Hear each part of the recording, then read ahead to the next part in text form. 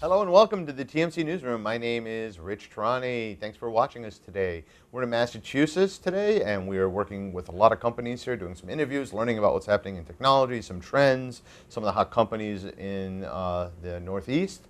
On our program is Jim Hanley. He's the co-founder and CEO of NetBlazer. Jim, welcome to the show. Thank you, Rich. Good to be here. So let's start at the top. Tell me a little bit about your company.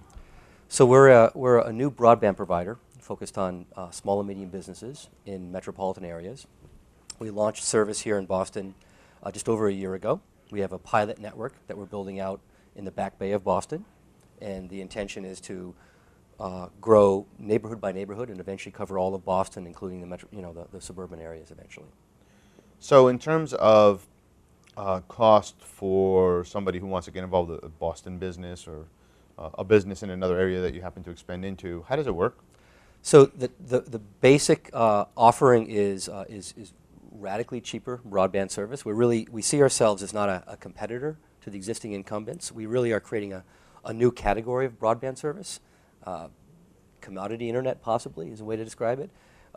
Much like a Skype business model. It's a freemium model, so basic DSL type service speeds we give away for free to our customers. And if you want faster speeds or better performance on your link, our model is to price ourselves at about 10% or 1/10 of what the going market rates are in the marketplace. So it's a web company. It's really a software business that manages equipment. And so a customer would, for about $2.99, they install some equipment in their office, out their office windows. And that allows them to connect to the NetBlazer cooperative. And as a member of the co-op, you either can have free internet or really, really cheap internet. And so there's no contracts, there's no SLAs. It's just a different commodity-based internet, basically. So it's radically different than anything else in the market today. Really, and at that low price point, it makes sense for people. I mean, that's less than, you could pay more retail price. Like if you break your smartphone, you're going to pay $700, $800 to get a new smartphone. And so you're talking about here for free DSL service is $200-300, right? And so the positioning in the marketplace is really we are a complement. We are co-primary to your existing network provider. So as we went out and talked with dozens and dozens of small business owners and IT professionals within small business industries, they came back saying, hey, their clients, they always either encourage their clients or they want to have two or more providers to actually have better reliability for their networks. But oftentimes, it's either not available for technical reasons. There's just only Verizon copper, for instance, coming into your building. Or it's not available for economic reasons. It costs a lot of money to get a second really expensive provider.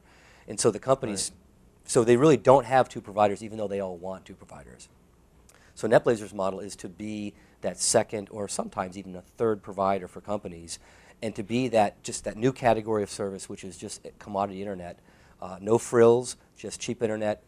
All IT professionals know what to do with it.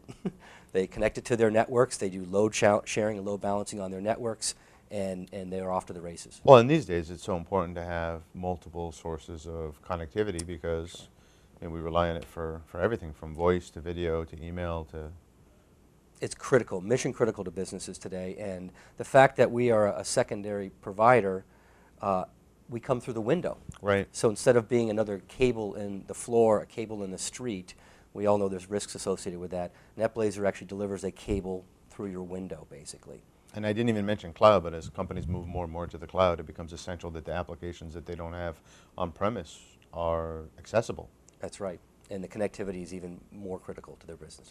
And so walk me through pricing then for companies. Now you said it's 1/10 the going rate, but what does that equate into? Yeah, so there's two categories of our service today. We have a shared service, which is similar to the shared platforms that you get with a DSL line or a cable modem line.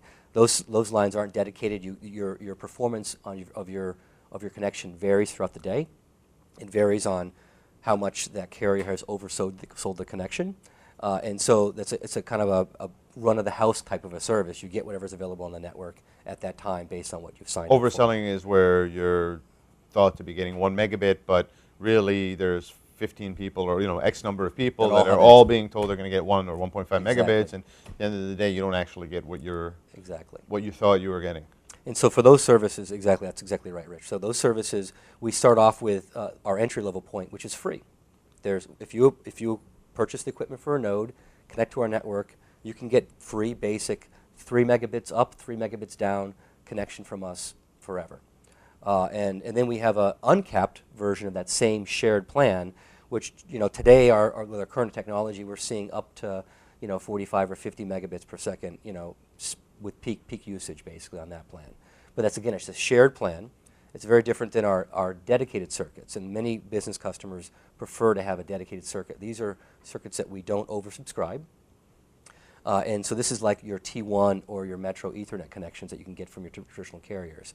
And we basically price ourselves. We take the big telco price list, and we take a zero off the end of it. And so our pricing is 1/10 of their list price, which is, the going market is oftentimes below that, so we tend to be about 1/5 of the most aggressive player in the marketplace. Still radically different price points, radically different cost structure for our service. Now you said T1 or Metro Ethernet. Did you mean T3 or Metro Ethernet? Oh, it just wasn't T1, T3, or Metro Okay. Ethernet. Our circuits run from, we have a 2 meg symmetrical circuit for $49.99. We have a 10 meg circuit for $200, a 20 meg circuit for $400. Oh, these are really low rates. Yeah, that's about 1/10 what you're seeing in the marketplace. Wow. So, it's just revolutionary technology. So it's just a blend of mesh, a blend of peer-to-peer. Just a lot of different things coming together, and there's unlicensed frequencies that you're using, right, Yes. to make this happen. It's very secure. Mm-hmm. And the business model is just, we are basically taking a web business model and applying it to a traditional telco infrastructure business. Our care model is going to be a web-style care model. Our network is effectively an infrastructureless network. Our customers are members of our cooperative. They buy the equipment. That equipment functions as both a node for their own usage and a repeater for other people further downstream from them. So that radically, our infrastructure cost is almost nothing to build our network out. And then our only other cost to our business is really our customer acquisition cost. And when you actually have free as part of your offering, we believe that we're going to get a lot of word of mouth, and we're going to be able to market our services without having an army of salespeople that are very expensive and sending you direct mail pieces twice a week like some of the other guys do. Companies, at that low price, it makes sense to try it out. Theoretically, though, if someone unplugs the equipment across the street from you, does that have a significant impact, some impact? So our model is to create a very dense network with line-of-sight connections between all of our members. And so each member has 3 radios in their node. Some even have 4 if it's a place that's really busy and there's lots of connections. And so our model is to you have always one path, a primary path back to the mothership, if you would, back to our fiber connected head end. And then a second radio to give you a second alternative path in the event the first path ever goes down. And then the third radio is is designed to expand our footprint into a new street, a new block, a new neighborhood that we weren't serving before. Okay. But that could even be a third path back eventually someday. But right now, our belief is that with 2 paths back, our reliability in the future will look pretty similar to the traditional telco, wire-based carriers, and already our performance is not too far off from what theirs is today. So it's really impressive. What's next? Our next, so we're focused on Boston. We've launched here. We have customers in Boston, and next will be to expand to other cities. We'll probably start in the Northeast because it's close to home, and we know the markets. And eventually, our goal is to roll out to the top 50 metropolitan areas in America, and then obviously beyond to international. That's great. Well, good luck. Thanks for being here. Thank you.